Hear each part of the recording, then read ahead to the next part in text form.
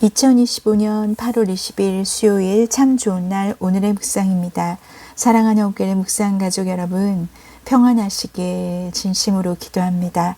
오늘 함께 볼 묵상 본문은 창세기 34장 13절에서 24절입니다. 야곱의 아들들이 드디어 나서기 시작합니다. 세겜과 그의 아버지 하몰에게 속여서 대답을 하게 되죠. 왜냐하면 세겜이 그 누이 디나를 강간을 했잖아요. 자, 그러면서 어떻게 진행을 하냐면 세겜은 디나와 결혼을 원하지만 야곱의 아들들은 절대 그 제안을 받아들일 생각이 없습니다.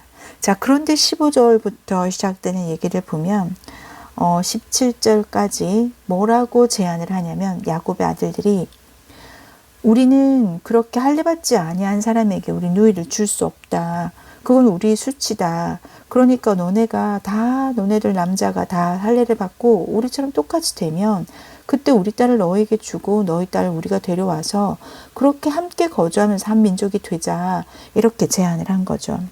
그런데 그렇게 제안을 한 야곱의 아들들의 진짜 마음은 할례를 하고 나서 힘들어하는 그 남자들이 있는 그곳을 완전히 멸절시키기 위한 복수를 위한 거였습니다. 그런데 너무나 안타깝고도 말이 안 되는 것이 무엇이냐면 그 할례가 복수의 수단으로 쓰여졌다라는 거죠. 여러분, 창세기 17장 9절에서부터 나오는 그 언약에 있어서 하나님께서 이렇게 말씀하십니다.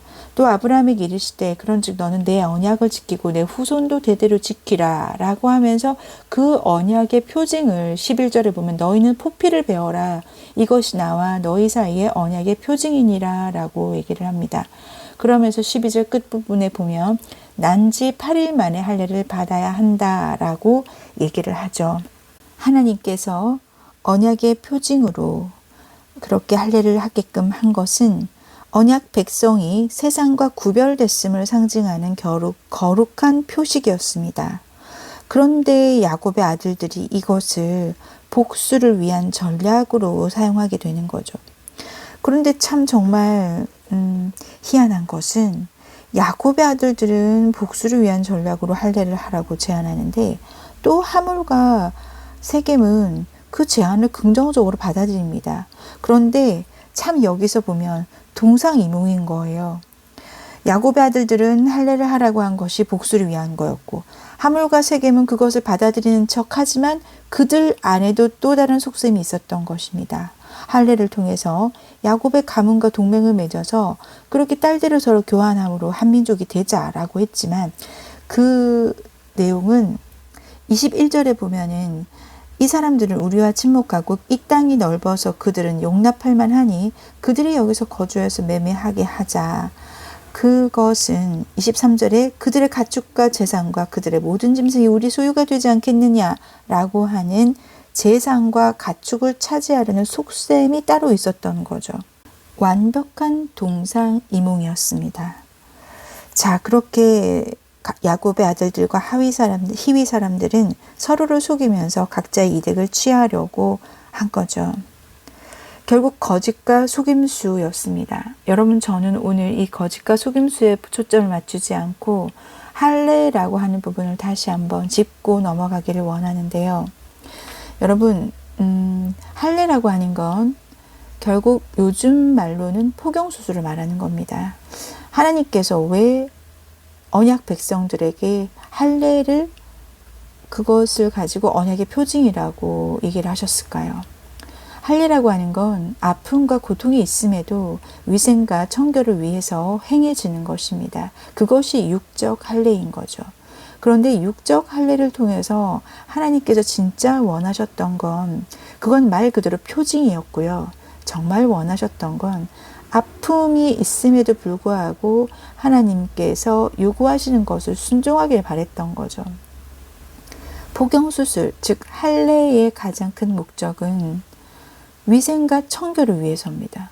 여러분, 그 위생과 청결이 영적인 것으로 해석이 된다면 청결한 것은 성결한 것이고 정결한 거죠. 그러니까 구분된 언약 백성이 가져야 할 태도이자 마음의 자세라는 것입니다. 자, 여러분, 우리가 하나님께서 할례를 하라고 말씀하신 그 부분을 생각한다면 우리가 생각해야 될 건 직접 우리가 육적 할례를 하는 것이 그것이 중요한 것이 아니라 그것이 가지는 영적 의미를 생각했을 때 나에게 요구되어지는 마음의 할례가 무엇일까라는 것에 대해서 묵상해야 될 것 같습니다. 내 마음 가운데 잘라내야 할, 절제되어야 할 부분은 어떤 것일까요? 저 같은 경우는 나의 생각과 내 경험에서 비롯된 결론들, 때로는 하나님을 내 머릿속에서 제안하고 정말 하나님 그 크신 생각과 무한한 그런 무한성을 그냥 내가 생각하는 그 시야권 내로 그냥 내 프레임에 한정지어서 생각할 때가 가끔 있습니다. 그건 하나님을 내 생각에 끼워 맞추는 거죠. 그런 것들을 잘라내야겠다라는 생각이 듭니다. 자, 그러니 마음의 할례라는 건 내가 가진 마음 중에서 성령님이 기뻐하지 않으실 어떤 부분이 말씀 앞에 비춰봤을 때 있다면 그것을 과감히 순종해서 잘라내서 버리는 것을 마음의 할례라고 보면 되겠죠. 그러니까 육적 할례가 하나님과 언약 백성이 구별됐다라는 걸 상징하는 표식이었다면 마음의 할례는 그것을 통해서 하나님과 나와의 관계가 특별한 관계가 있음을, 생명력 있는 관계가 있음을 나타내는 표징이자 상징이 될 수 있겠죠. 여러분, 마음의 할례를 해서 성령님께서 기뻐하지 않으시는 부분이 그런 마음이 잘라내져 버린다면 우리 마음밭은 정말로 말씀이 바로바로 열매를 맺는 참 좋은 땅이 될 것입니다. 누가복음 8장 15절에 보면 좋은 땅에 있다는 것은 착하고 좋은 마음으로 말씀을 듣고 지키어 인내로 결실하는 자니라. 아멘. 자, 그러니까 우리가 마음의 할례를 받아서 마음밭이 좋은 땅이 된다면 말씀을 듣고 지키면서 인내로서 결실하는 자라고 말씀하고 계십니다. 말씀이 결실을 할 때 반드시 필요한 건 인내이죠. 그러니까 우리가 정말 마음의 할례로 정직해야 할 것 같습니다. 왜냐하면 오늘 이 내용에 나오는 본문 내용에 나오는 야곱의 아들들과 그리고 이 하몰과 세겜은 서로 각자 다른 거짓과 속임수로 점철된 거잖아요. 우리는 하나님의 언약의 백성이기 때문에 하나님께 선택받은 자답게 성민답게 성결하고 정결하도록 마음의 할례를 통해 하나님 앞에 정직해야 할 것입니다. 우리 오늘 그렇게 하나님 앞에 내가 어떤 부분에 내 마음의 할례가 필요할 것인가, 무엇을 잘라내버려야 하나님께서 기뻐하시는 마음 상태가 될 것인가 생각하면서 이런 야곱의 아들들과 하물과 세겜처럼이 아니라 하나님이 원하시는 대로 정직한 오늘이 되면 참 좋겠습니다. 함께 기도하겠습니다.